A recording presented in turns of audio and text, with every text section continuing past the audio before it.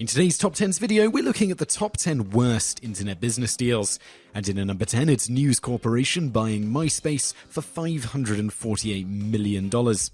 In the early days of social networking, one of the major players was MySpace, which was launched in 2003 by Chris DeWolf and John Carmack.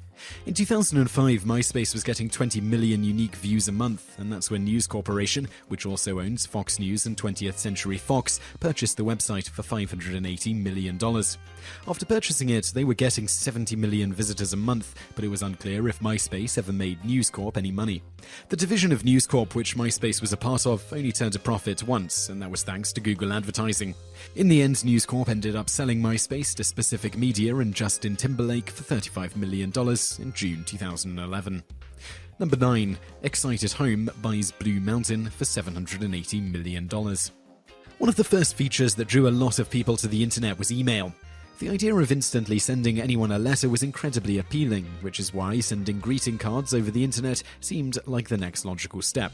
One of the first companies to do e-cards was Blue Mountain. It was bought in December 1999 by Excited Home for $780 million, which was considered an odd move. While Blue Mountain did have some premium cards that people could buy, most of the cards were free. Most of their revenue came from advertising, and they were getting 9 million unique visitors a month, which isn't a lot for a company valued at $780 million. 2 years later, Excited Home was in serious trouble, and they sold off Blue Mountain to American Greetings in September 2001 for $35 million, only about 4% of their original purchase price. Number 8. Yahoo buys GeoCities for $2.9 billion. During the 1990s, one of the most exciting things about the internet was that anyone could build their own personal page. One of the most popular platforms to post a free website on was GeoCities, which launched in 1994. In 1999, Yahoo bought GeoCities for $2.9 billion. When it was purchased, GeoCities was the third most visited web host and had 1.1 million users. It may have seemed like a smart investment, but then came social networking sites like MySpace and Facebook. They were much easier for posting information, and GeoCities quickly lost traction. In April 2009, Yahoo decided to stop supporting GeoCities, and it would no longer offer free websites, with the exception of Japan, where it's still in operation. Number 7. AOL buys Netscape for $4.2 billion. Launched in 1994, Netscape was one of the first widely available web browsers. In fact, Microsoft created Internet Explorer to compete with Netscape. At one point during the mid-90s, Netscape had 90% of the market share. In 1999, America Online purchased the browser for $4.2 billion, making it the default browser for AOL users. However, as part of AOL, Netscape was essentially driven into the ground. By 2007, the once mighty Netscape had lost to Microsoft and a new competitor, Mozilla's Firefox. Netscape accounted for less than 1% of the web browser market, and AOL stopped supporting Netscape in December 2007. Number 6. Yahoo buys Broadcast for $5.7 billion. One of the most lucrative ventures on the internet is streaming video. Netflix and YouTube have proved how profitable this can be, but one of the early pioneers was Broadcast.com, created by Mark Cuban and his partner Todd Wagner. Started in 1995 as an internet radio company, it was one of the leading media websites by 1999. Yahoo, which was looking to expand their brand, bought Broadcast.com for $5.7 billion in 1999. In theory, it might have been a good idea, but in 1999 the technology for fast streaming video simply wasn't there. For live events, the streaming was choppy, while their library of movies was limited, and they took a long time to load. Broadcast.com never turned a profit before it was sold to Yahoo, and even after Yahoo bought it, Broadcast never took off. In 2005, YouTube launched and became the dominant video streaming platform, and Broadcast.com no longer exists. Number 5. Microsoft buys aQuantive for $6.3 billion. Looking to make money for their online services, Microsoft purchased aQuantive for a staggering $3.6 billion in May 2007. aQuantive was an online advertising company, and with the purchase, Microsoft was hoping to compete with Google and thought that they would be the industry-leading internet-wide advertising platform. That never came to fruition, and Microsoft never made money for their online services. In fact, they lost $10.4 billion over the next 5 years. In 2012, Microsoft valued aQuantive at $100 million, meaning the company had lost $6.2 billion in value in 5 years. Number 4. Excite buys At Home for $6.7 billion. Before the dawn of Google, there were a number of search engines fighting for users, and one of the frontrunners was aXsite. Wanting to expand their business, they acquired At Home, a high-speed internet provider, for $6.7 billion in 1999. It was a horrible move from the very start. In 2000, the company lost $7.4 billion. They were forced to file for bankruptcy in October 2001. By February 2002, the company was finished, and At Home's network access was sold to AT&T for $307 million. aXsite was bought by Ask Jeeves for only $10 million. Number 3. Terra Networks buys Lycos for $12.5 billion.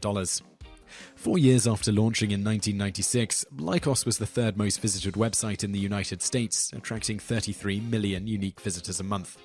During their ascension, the Internet Search Portal bought a number of other websites, including Tripod, AngelFire, and Hotbot. In May 2000, Spanish telecommunications company Terra Networks bought the portal for $12.5 billion in stock. By 2004, Terra Networks was ready to sell Lycos, and Dorm Communications Corp., which is based out of South Korea, purchased it for $95 million. That turned out to be a poor investment for them as well, because in 2010 they sold Lycos to the Indian-based Ybrand Digital for $36 million. Number 2. Worldcom buys MCI Communications for $37 billion. Worldcom was launched in 1983 as a long-distance phone company. In 1997, Worldcom bought MCI Communications, which was one of the first long-distance companies in the United States to compete against AT&T. Worldcom valued MCI at $37 billion, and the newly combined MCI Worldcom was the second largest long-distance provider and one of the big players in the emerging business of providing internet service. At the time of the merger, Worldcom was competing against two others to buy MCI and probably overpaid. However, that wasn't the biggest problem with the deal. The main problem was Bernard Ebbers, who was the chief executive officer of Worldcom. He committed fraud that was valued at about $11 billion. In July 2002, the company filed for bankruptcy, one of the largest filings of its kind in American history. Ebbers was arrested and given 25 years in prison. MCI was able to climb out of the ashes, but a lot of damage had been done. They were bought for $8.44 billion by Verizon in 2004, and while that's a lot, it's much less than the offers that competed with Worldcom in 1997. Number 1. AOL buys Time Warner for $162 billion.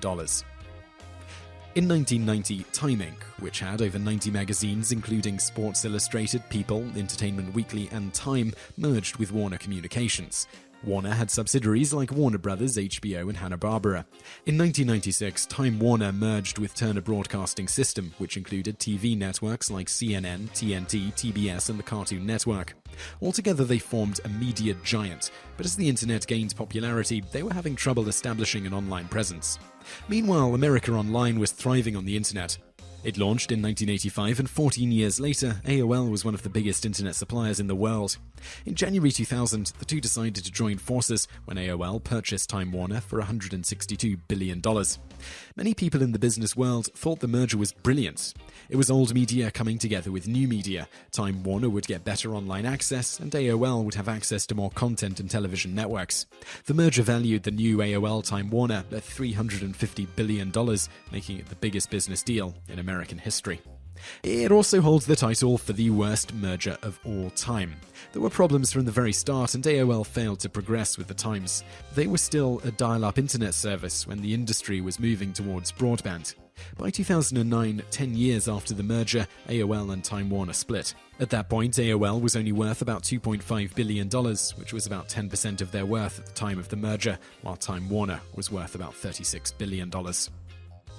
So I really hope you enjoyed that video, and I'd love to know what you think of it, so please leave a comment below. I'm also going to link over to another video that you might enjoy, so just click on that thumbnail on the screen now, and don't forget to subscribe to our channel because we put out a new video 7 days a week, and you can also visit us online. Just go to TopTenz.net. Thanks for watching.